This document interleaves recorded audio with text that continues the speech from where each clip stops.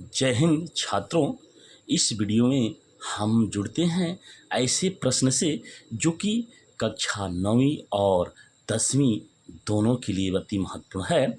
10वीं का आधार है कक्षा 9वीं का प्रश्न। तो आइए उस महत्वपूर्ण बिंदु से जुड़ते हैं। बहुपद और द्विघात समीकरण 9th क्लास में पढ़ना है बहुपद, और 10th क्लास में पढ़ना है बहुपद समीकरण के रूप में। अर्थात 9वीं कक्षा का जो रूप होगा वह द्विघात बहुपद होगा और 10वीं कक्षा का रूप होगा द्विघात समीकरण होगा। तो इसमें उदाहरण के तौर पर हम स्पष्ट करेंगे। उदाहरण जो आपके सामने है कक्षा 9वीं के संदर्भ में जहाँ तक बात है, इस संदर्भ में हम लोग देखते हैं कि द्विघात बहुपद के रूप में हमें इसे जानना है और समझना है। तो द्विघात बहुपद का गुणनखंड कैसे निकाला जाता है, इसका जनरल जो फॉर्म होता है, सामान्य रूप जिसको कहते हैं general form of quadratic polynomial, तो यह रूप होता है px = ax² + bx + c। Example के तौर पर उदाहरण जब हम देखते हैं तो क्वेश्चन होता है कि px = x² - 6x + 9। तो इसका गुणनखंड हमें निकालना है। इसके लिए हम क्या करते हैं कि जो ax² है bx + c है, तो bx को दो पार्ट में हम विभाजित करते हैं, जिससे कि a और c के गुणनफल के बराबर इसका गुणक आ जाए और इस जो दो भाग है इसके योगफल के बराबर यह BC का रूप आ जाए। अर्थात BC में -6x है तो इसका रूप आ जाए। तो इस प्रकार इसे दो भागों में बांटा गया, -3x और -3x। इसको दोनों को जोड़ते हैं तो -3x + -3x -6x हो जाता है और गुणा करते हैं तो -3 × -3 = +9। तो इस तरह से bx की जगह पर दो भाग किया गया, -3x और -6x। यदि यहाँ प्लस रहता तो +3x और +3x किया जाता। तो अगले स्टेप में हम देखते हैं कि इससे दो भाग करते हुए और इन दोनों में से एक उभयनिष्ठ जो है x, उसे कॉमन कर लिया हमने, और x कॉमन कर लिया तो x से इसमें भाग देने पर x बचा, फिर x से 3x में भाग देते हैं तो 3 बच गया। तो इस तरह से x छोटा कोष्ठ में x - 3 बंद हो गया छोटा कोष्ठ, फिर माइनस का चिन्ह है माइनस रख दिया गया।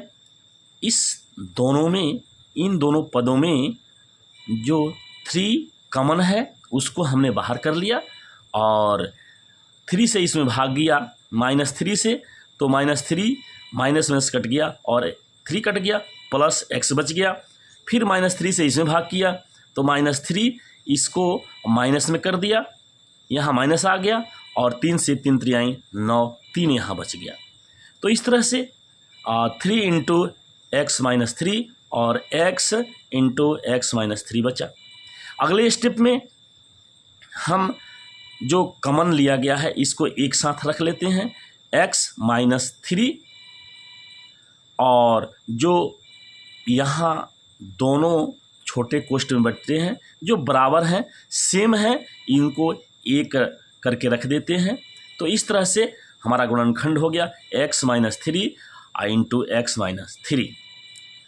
तो 9th क्लास के लिए उत्तर हो जाएगा कि x अर्थात दिए गए बहुपद px = ax² + bx + c का बहुपद गुणनखंड हो जाएगा x - 3 × x - 3। अब इसी को 10वीं कक्षा में कैसे पढ़ते हैं, सवाल कैसे आता है, तो द्विघात समीकरण के रूप में आता है। द्विघात समीकरण के रूप में आता है, इसका मूल निकालना होता है मान निकालना होता है।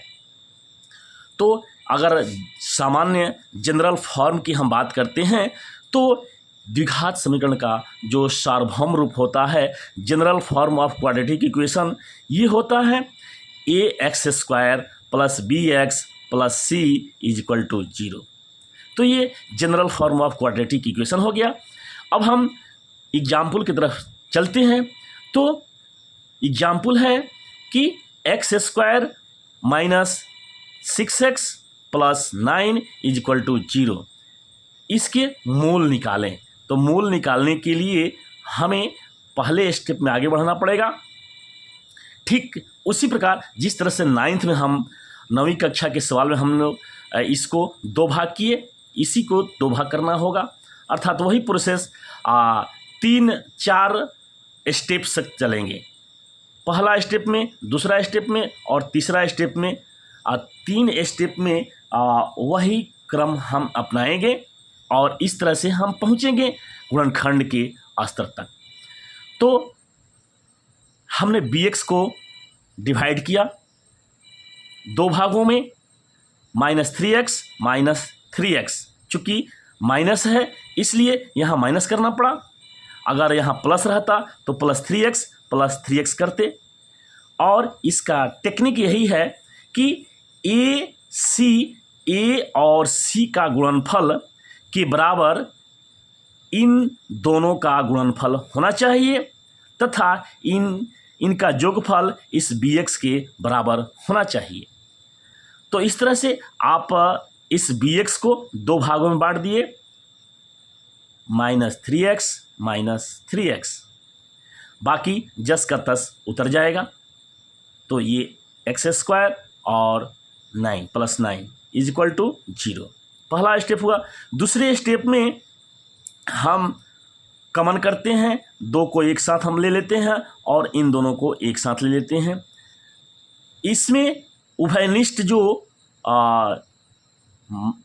अंक है, जो भी पद है उसको निकाल लेंगे। तो x है, दोनों में उभयनिष्ठ है, x कॉमन कर लिया हमने। कोष्ठ में x से इसमें भाग दिए x² में, x बचा, फिर 3x में भाग दिए, 3 बच गया। आगे जस के तस हम, ये माइनस है तो माइनस को उतार दिया हमने। फिर इन दोनों में 3x + 9 में कॉमन क्या है, 3 है दोनों में, 3 हमने बाहर कर दिया और एक एक करके दोनों में भाग देंगे। -3 से भाग दिया तो माइनस माइनस प्लस कर दिया, माइनस और x बच गया। फिर -3 से +9 में भाग दिए तो -3 बचा। तो इस प्रकार यह सेकंड स्टेप भी आपका पूरा हुआ। थर्ड स्टेप में आप जो कॉमन किए हैं इसको एक साथ छोटे कोष्ठ में बंद कर देंगे। तो x - 3 छोटे कोष्ठ में बंद हो गया और जो कोष्ठ में यहाँ कॉमन के बाद बचा है, जो सेम है, बराबर है, इसको एक साथ रख देते हैं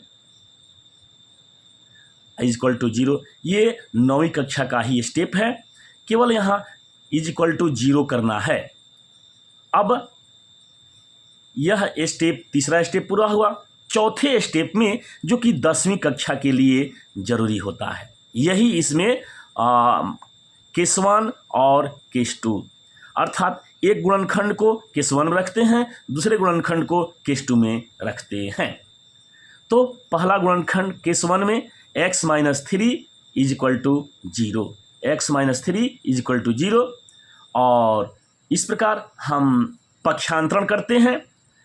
-3 = यानी बराबर के बाद जाएगा प्लस हो जाएगा, तो x = 3। यह क्या हो गया, मूल हो गया, एक x का मान निकल गया। फिर दूसरे केस में